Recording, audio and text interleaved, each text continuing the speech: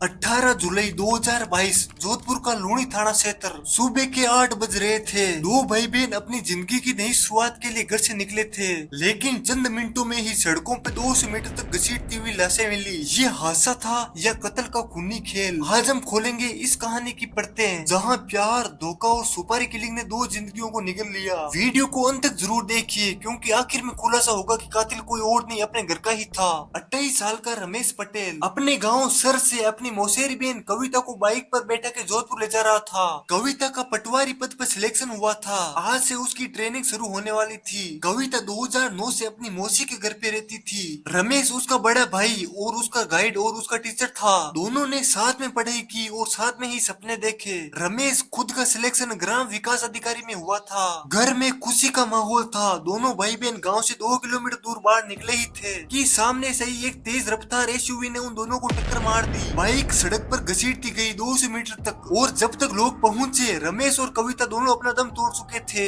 Police ने इसे हादसा मान लिया, केस बंद करने की तैयारी थी। लेकिन गांव वालों ने जो कहा उसने कहानी बदल दी। गांव वालों ने बताया कि वो एसयूवी पिछले कई दिनों से गांव में मंडरा रही थी। रमेश का भाई अशोक भी गाड़ी का पीछा कराने की बात पहले ही नोटिस करवा चुका था। और सबसे बड़ा शक, रमेश पर कुछ महीनों पहले ही हमला हुआ था। तब उसने सोचा कि कोई चोर था, लेकिन क्या वाकई में चोर था या आज की मौत का पहला सिग्नल था? गांव वालों ने तो पुलिस को ये तक कह दिया, हमने तो पहले भी कहा था साहब, ये कोई एक्सीडेंट नहीं है, ये कत्ल है और कातिल कोई बाहर का नहीं, अपने घर का ही है। गांव वालों ने सीधा शक जताया रमेश की पत्नी गुड्डी पर। पुलिस ने गुड्डी को थाने में बुलाया। शुरुआत में गुड्डी ने सब नकारा, कहने लगी मैं क्यों अपने आदमी को मारूंगी। गुड्डी बोलती है मैं तो बेकसूर हूँ साहब, मुझ पे क्यों शक कर रहे हो। लेकिन जब पुलिस वालों ने कॉल रिकॉर्ड दिखाई और गाँव वालों की गवाही रखी तो गुड्डी टूट गई और फिर उसने कबूला, हाँ मैंने ही अपने पति को मरवाने की साजिश रची थी। अब कहानी में आया असली मोड़। गुड्डी ने बताया कि उसकी शादी अट्टा प्रथा में रमेश से हुई थी, लेकिन शादी से पहले उसका एक अफेयर था शंकर पटेल से। शादी के बाद भी दोनों का रिश्ता चलता रहा, रोज रोज फोन कॉलिंग, मैसेजिंग, यहाँ तक कि गांव वालों के पास भी चर्चा फैल गई थी। 2021 में जब रिश्ता उजागर हुआ तो रमेश और गुड्डी के झगड़े बढ़ गए थे।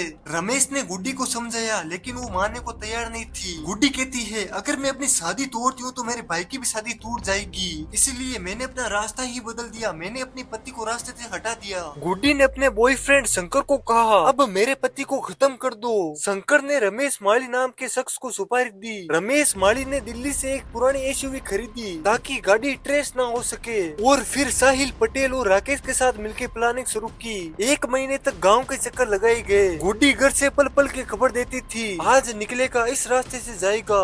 और फिर आया 18 जुलाई का दिन। शंकर खुद खेत में छिपकर पहुंचे लाइव गाइड कर रहा था। गुड्डी का पति रमेश और कविता बाइक पर निकल गए और फिर पुलिया के पास एसयूवी ने रौंद दिया। हादसे के अगले दिन पुलिस ने रमेश माली और सोहन को पकड़ लिया। पूछताछ में बड़ा खुलासा हुआ, मास्टरमाइंड शंकर गुजरात में भाग गया था। गुजरात में पटेल धर्मशालाओं में छापेमारी हुई, लेकिन शंकर वहाँ से महाराष्ट्र भाग चुका था। नासिक में उसने मुंडन करवा लिया था अपना और चेहरा भी बदल लिया था, लेकिन पुलिस ने उसे ट्रैक कर लिया और नासिक से उसे गिरफ्तार करके जोधपुर लेके आ गई। आज रमेश और कविता की मौत ने सिर्फ 2 जिंदगियां नहीं छीनी, बल्कि इसने पूरे गांव को झकझोर कर रख दिया। गांव में अब अट्टा सट्टा पड़ता पे सवाल उठ रहे हैं और प्यार के नाम पर खून करने वालों के चेहरे अभी भी बुनियाद हैं। एक बहन जो पटवारी बनने का सपना देख रही थी और एक भाई जिसने उसे पढ़ाया था, दोनों को अपने ही घर वालों की साजिश ने मिटा दिया। क्या प्यार के नाम पर कत्ल जायज हो सकता है? कमेंट में जरूर अपनी राय दें। अगर आपको वीडियो पसंद आया तो लाइक कीजिए, चैनल को सब्सक्राइब कीजिए और इस कहानी को ज्यादा से ज्यादा लोगों तक पहुंचाइए ताकि ऐसी घटना दोबारा नहीं हो सके।